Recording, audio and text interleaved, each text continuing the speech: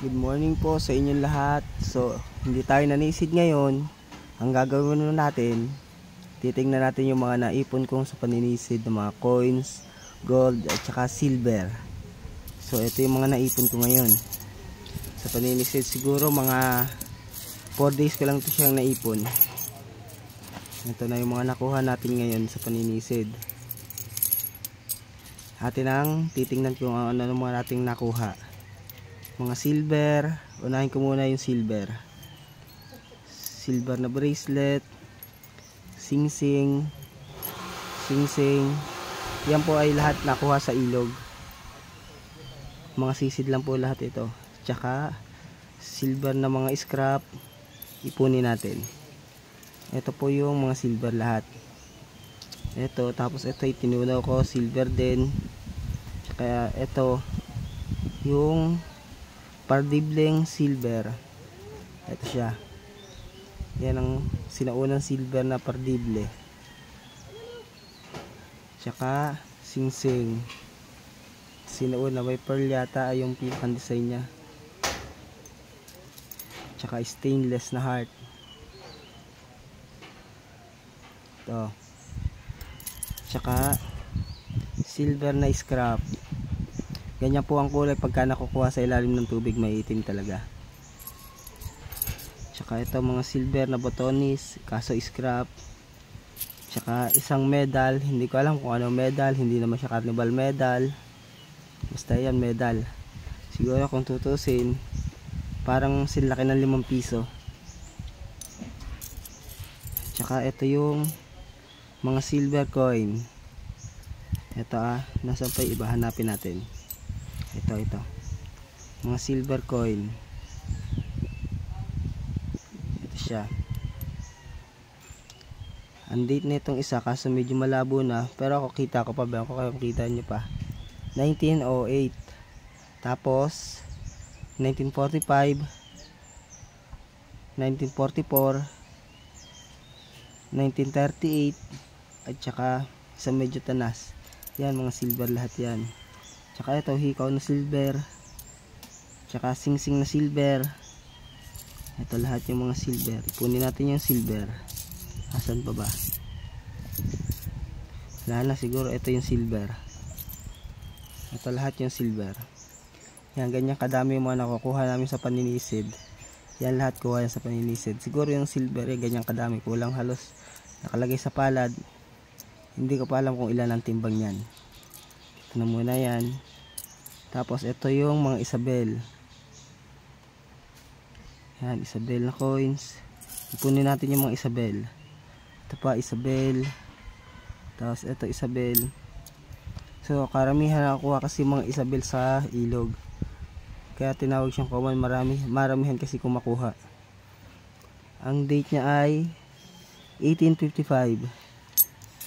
Tapos ito, mga linisin pa siya. Tapos ito ulit mga Isabel. Halos yung iba hindi nakita ang date, pero pwede pa naman. Tsaka ito Perdin. At tsaka tapos na ba? Ito mayroon pa mga Isabel. Yan, karamihan nakukuha. Kaya aparte bihira lang siya makuha. Karamihan talaga nakukuha mga Isabel. Yan, 1847. Tapos ito pa Isabel, 1847 uli. Kita nyo ba yung date? Ayan, 1847. Ito mga nakukuha sa ilog. Tapos ito naman, mapunta naman tayo sa 1 centavo. 1 centavo na bronze, United States of America, pero Philippine coins yan. Ang date naman ay 1832. Napakaganda ng date, lutang na lutang ang date. Ayan, 1832. Ang kapal ng date niya, 1832. Tapos yung ibang 1 centavo, medyo mga tanas na rin. Ito ay, kung kita nyo pa, 1903. Yan siya, 1903. Tapos sa sobrang dami kasi, hindi ko na pakikita lahat, bibilisan ko na 1903 ulit. Pero ang ganda ng date niya yan, ang kapal. Ayan lutang na lutang ang date. Tapos yung iba pa, ito naman 1905. Ayan, kita nyo yung 1905. Yan ang mga date nya. Yan yung mga nakukuha namin sa ilog. Ito mga Isabel uli, karamihan mga Isabel at saka mga gantong coins. 1 centavo 1937, 1919, ayan o, 1919. Yan ang mga date nya. Tapos ito naman yung mga foreign coin. Napapahalo kasi yung iba sa panilisid. Yan ang aming mga nakukuha. Tapos yung iba hindi ko na patatagal, napakadami kasi. Ayos yung iba naman, halos hindi na rin talaga kita. Ayan, may pagkakilala lang siya. Iilalay na pagkikilala. Ito pala, meron pa. 1904. Yan yung 1904 niya.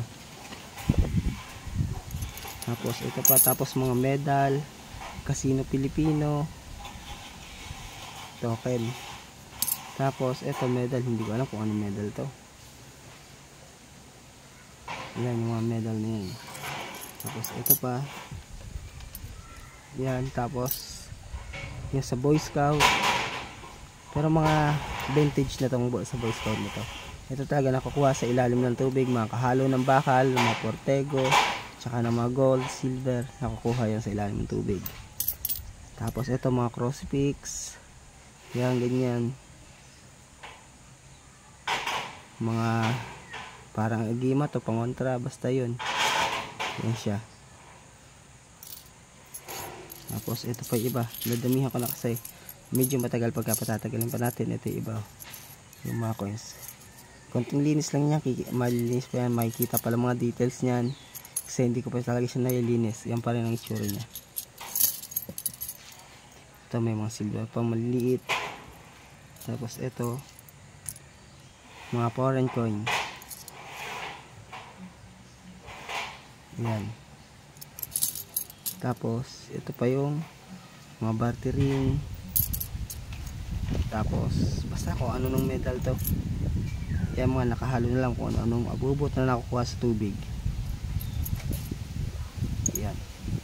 Dahil wala tayong sisig ngayon, checkin lang natin yung mga na-collection natin sa paninisid. Yung iba kasi nabenta na, ito na lang natitira sa akin.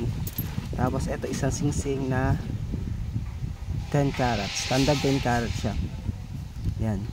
Ang timbang niya ay 0.44, ano, 0.44. Basta yun na yan.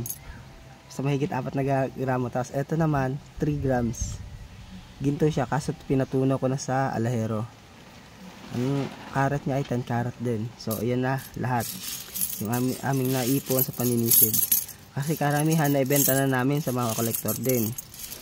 Kasi pagkakadating pinopost ko tapos ang dami nag-PM. Pero ito ibebenta ko pa din. PM nyo lang ako at pambenta to lahat. Pamposting ko. Tingnan nyo na lang sa wall kung alin yung mga ipopost ko. So abang na lang kayo. Lahat ito ay pambenta.